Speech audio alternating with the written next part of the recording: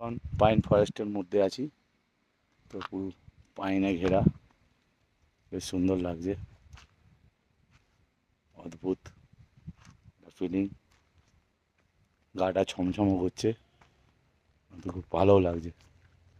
চারিদিকে পাইনের একদম গাঢ় জঙ্গল, ওর মধ্যে আমরা এসছি ঘুরতে, ভালো লাগছে। আবার ট্রেকিং করে উঠেছি, অনেকটাই আবার নামতে হবে, তো দেখতে থাকুন ডিপিকাল রয়। হর হর মহাদেব।